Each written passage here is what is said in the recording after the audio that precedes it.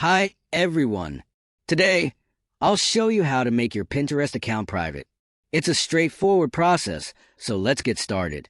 First, open the Pinterest app on your mobile phone.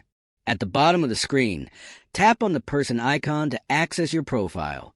On the next page, tap your profile icon at the top left corner to open your account page. Here, under the Account Management section, you'll find an option called Profile Visibility. Tap on it. This will take you to the Privacy Settings page, where you can manage the visibility of your profile. To make your account private, simply toggle the button next to Private Profile.